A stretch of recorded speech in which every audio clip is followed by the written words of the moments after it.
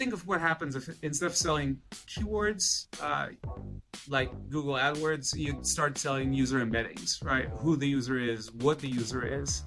Entire industries from ad tech to media just get disrupted. There's a deeper layer. Right? Once you work on the embedding level, it's like machine code. You can actually make the models do things that they didn't consider, which is both exciting and unsettling.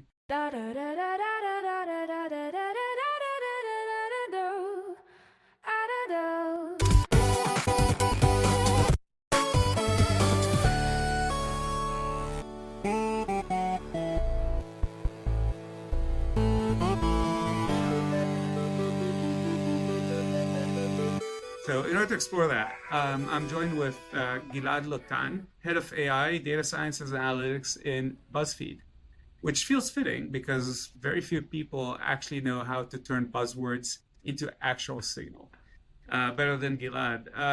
I've actually known Gilad for 30 years now and was excited to see some of the early Twitter clustering work that even today you wouldn't actually see in most companies. And so it is a great pleasure to have you. So, Gilad, welcome. Thank you, Adam. It's great to be here, and it's always so nice to see you. So are you ready for a quick round of questions? Sure. So AGI when? AGI when? Oh my gosh. I'm supposed to be quick. I go back and forth on this. Sometimes I feel like it's in 2 years, and sometimes I'm like, we're crazy to think that it's coming anytime soon. I know, maybe 10 years, 20 years. 10 years. You're very pessimistic. That's for sure. But then who? Right, that's a bigger question in my mind. Like if China, US. I think China. Time to learn Mandarin. Yeah, that's a crazy part, right? It's what we're seeing is that China is publishing articles. US has stopped publishing articles. China is actually speeding up. It's going to be pretty brutal geopolitically, but unfortunately, I think I agree with you. Unless the U.S. Regroups, it's going to take us a while. Who figures out ads in this new world? OpenAI or Google? I think it's Google. You think it's Google? Yeah. It's Google. You know, it feels like they've had a kind of a comeback the last few months. They've launched Gemini. They've launched some really, really amazing capabilities. Definitely on the image side with the new Gemini models. I think also their LLMs doing it's pretty performant. They're subsidizing this to all the companies on their stack, so it's very cheap to use. But I do, and they already have the advertising business, so I do think. I don't think OpenAI. I think OpenAI don't care about the advertising business.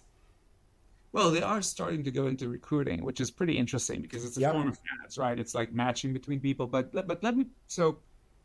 maybe Google. But so what's the winning ad unit in the AI world?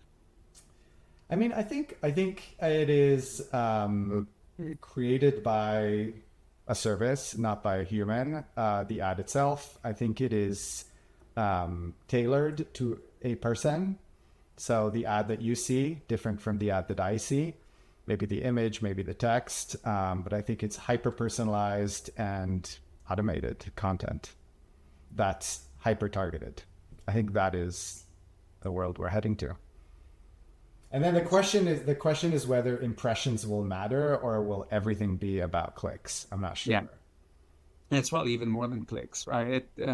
One can actually argue that it's actions, right? That now that you can actually track, and if it's agents, that's interesting. And so what feature are you most missing from your favorite LLM? You mentioned Gemini innovating finally, but what are you most missing? What have you recently started using? Let's start with that.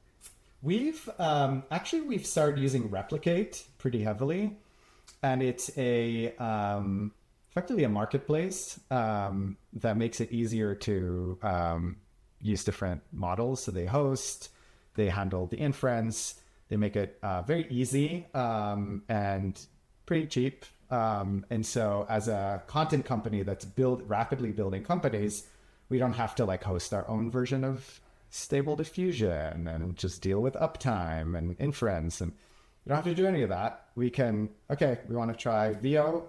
Let's just use this endpoint from Replicate. We want to try Flux. We could use that. So it's very easy to test and try and shift between models. And so in a way, we are moving much faster than we could ever have moved because we're using this platform. And what are you most missing? You had the magic wand. You could get anything you want tomorrow. Yeah, I think the ability to fine-tune, but truly fine-tune, and also, okay, maybe it's fine-tuning plus evals. I'm really missing evals because I feel like everything we do, or a lot of what we do ends up being evaluated by vibes. you really want to ground your evaluation. There are various approaches and various like unit tests that we could run or prompt tests, but it's still, it takes a lot of time. And also in fine tuning has not, say on the text side, text has not, we haven't been successful yet with regard to tone or text or different tasks that we would have loved to try out. We should have a whole episode about evals. I think that's another, like, one of the most underappreciated, of just knowing what works, what doesn't work, and how to evaluate a new model when it comes out and say, hey, this is what's changed, and maybe this is what broke.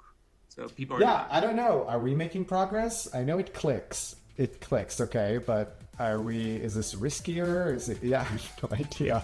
There's so much uncertainty when you launch new products these days. Yeah, no, totally. This is awesome. I love this.